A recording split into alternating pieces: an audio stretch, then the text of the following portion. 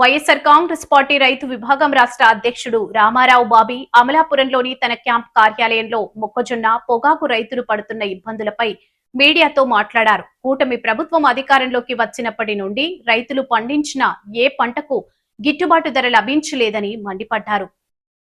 Triple engine సర్కార్ అని చెప్తున్న ఈ ప్రభుత్వం రైతుల్ని మొక్కజొన్న రైతుల్ని గాలికి వదిలేసింది. పక్కన తెలంగాణ రాష్ట్రం, ఈ పక్కన కర్ణాటక రాష్ట్రం రెండు కూడా కేంద్రంలో ప్రతిపక్షంలో ఉన్న కాంగ్రెస్ పార్టీ నాయకత్వంలో నడుస్తున్న రాష్ట్ర ప్రభుత్వాలు.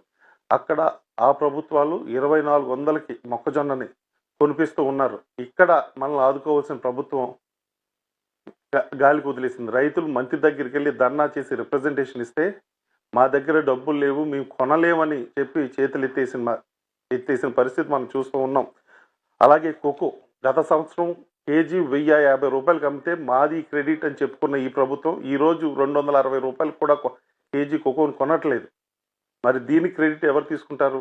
చంద్రబాబు నాయుడు గారు, మేము మిమ్మల్ని రైతుల తరపున అడుగుతూ ఉన్నాం. మీరు ఆదుకోవాల్సిన అవసరం ఉంది కదా, మీరెందుకు రైతుల్ని వదిలేసి గాల్లో విహరిస్తున్నారు? అలాగే పొగాకు నిన్న గోపాలపురం నియోజకవర్గంలో దేవరపల్లిలో రైతులు ధర్నా చేశారు. రైతులతో పాటు మేమందరూ వెళ్ళి పాల్గొన్నాం. కనీసం 265 రూపాయలు కూడా కేజీ పొగాకు అక్కడ కొనట్ల. నిరుడు ఇదే సమయంలో 450 రూపాయలు పలికిన కేజీ పొగాకు ఈరోజు 265 రూపాయలు కూడా పలకట్లేదు. వాళ్ళ ఖర్చులు ఇవన్నీ 300 పైన ఖర్చు అవుతుంది. మా వడ్డీ లీజ్ ఇవన్నీ తీసుకుంటే 350 రూపాయలు మాకు వస్తే మాకేమన్నా గిట్టుబాటు కదా, అయిన ఖర్చులు చేతికి వస్తాయి అనే మాట రైతులు అక్కడ మాట్లాడుతున్నారు. కానీ ఈ రోజుకి కూడా కొనుగోలు పూర్తి స్థాయిలో మొదలు కాని పరిస్థితి. 85 మిలియన్ల కేజీల పొగాకు ఈ రాష్ట్రంలో పండితే ఈ రోజుకి 1 మిలియన్ కొన్నట్టుగా నిన్న టొబాకో బోర్డు అధికారులు చెప్తూ ఉన్నారు. ఇంకెప్పుడు కొంటారు? ఎందుకంటే రైతు హార్వెస్ట్ చేసిన తర్వాత అది నిల్వ పెట్టుకుంటే దాని క్వాలిటీ తగ్గిపోతే వచ్చి ధర కూడా రాదనే భయం రైతులు అక్కడ వ్యక్తం చేస్తూ ఉన్నారు. అక్కడ నిన్న రైతు ఓ మాట అన్నాడు, చాలా బాధ కలిగింది ఆ మాట వింటే.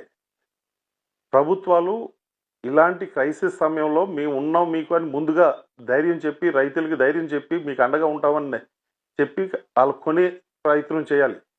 లేకపోతే కొనుగోలు చేత కంపెనీల చేత కొనిపించే ప్రయత్నం చేయాలి. కానీ నిన్న దేవరపల్లి రైతు అన్న మాట ఏమిటంటే 250 రూపాయలు పలుకుతుంది ఈరోజు, యాక్చువల్గా ఇంకా ఎక్కువ పలగాలి. కానీ ప్రభుత్వంలోని కొంతమంది కంపెనీలతో ములాఖాత్ అయి 260 రూపాయలు తక్కువ ధర కంపెనీలు కొనుక్కుంటే వీళ్ళకి కిక్ బ్యాక్స్ రూపంలో కొంత వస్తుందనే మాట మాట్లాడుతున్నాడంటే రైతులకి ప్రభుత్వంపై ఉన్న నమ్మకం కానీ అనుమానం కానీ ఏముందో మనకు తెలుస్తుంది.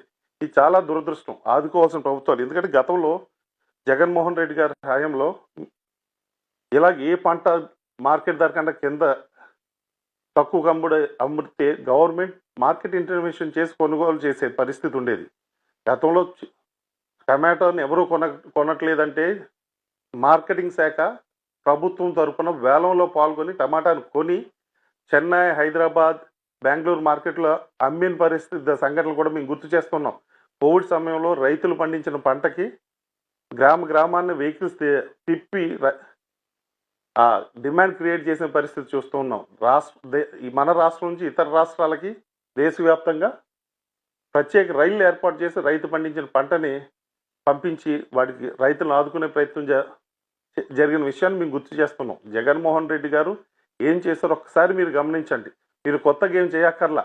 ఆయన చేసిన విధానాన్ని కొనసాగించి రైతులను ఆదుకునే ప్రయత్నం మీరు చేయమని మిమ్మల్ని కోరుతూ ఉన్నాం.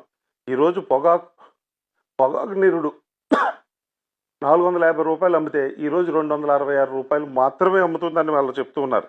రైతులకి ఒక పెద్ద భయం ఏంటంటే ప్రతి క్రైసిస్ని ఈ ప్రభుత్వం ఎన్కాష్ చేసుకుంటుంది తన లాభం కోసం అనే అనుమానం రైతులకు కలుగుతుంది. ఎందుకంటే నేను ఇప్పుడు చెప్పాను, దేవరపల్లిలో రైతు 250 రూపాయలు కంపెనీలు కొంటుంటే దాని వెనకాల కిక్ బ్యాక్స్ రూపంలో కొంతమంది ఏదో ఆశించి జరుగుతుందన్న మాట మాట్లాడుతున్నారు. ఆ సంఘటనే కాదు, మనం యూరియా విషయంలో చూసాం. రాష్ట్రంలో యూరియా క్రైసిస్ వస్తే రైతులందరూ క్యూలో నిలబడి యూరియా కోసం కష్టపడుతుంటే యూరియాను బ్లాక్ మార్కెట్ చేసి అమ్ముకున్న నాయకులు ఈ ప్రభుత్వంలో ఉన్న సంఘటన విషయం మనందరికీ తెలిసిందే. అలాగే డీజిల్ మొన్న చూసాం 10 రోజుల క్రితం అమరావతి ప్రాంతంలో అధిక ధరకి, యాక్చువల్గా అయితే అధిక ధరకి వర్కులు దక్కించుకున్న కాంట్రాక్టులకి మరింత లబ్ధి చేకూర్చడం కోసం మన రీటైల్ అవుట్లెట్ నుంచి డీజిల్ని అమరావతి కాంట్రాక్టులకు తరలించమని చెప్పేసి మన రాష్ట్ర ప్రభుత్వం తరఫున అధికారులు ఆయిల్ కంపెనీకి లేఖ రాసిన విషయం బయటపడింది. ఎందుకంటే వాళ్ళకి ఇండస్ట్రియల్ లైన్లో సెపరేట్గా డీజిల్ అందుబాటులో ఉండే సిస్టమ్ అక్కడ ఉంది. నియమ నిబంధనలు అన్నీ పక్కన పెట్టి డొమెస్టిక్ పర్పస్ మన వాహనదారులకి చౌకగా వచ్చే రీటైల్ మార్గంలో 98 రూపాయలకి అందివ్వమని. ఎందుకంటే ఇండస్ట్రియల్ లైన్లో వెళ్తే 130 రూపాయలు డీజిల్ పడుతుంది. తక్కువ ధరకు వాళ్ళకి అందించాలని నియమ నిబంధనలు పక్కన పెట్టి ఈ ప్రభుత్వం లేఖ రాసిన విషయం మనకందరికీ తెలుసు.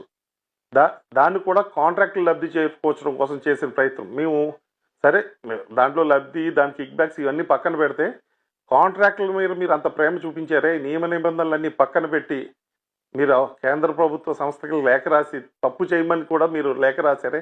ఈరోజు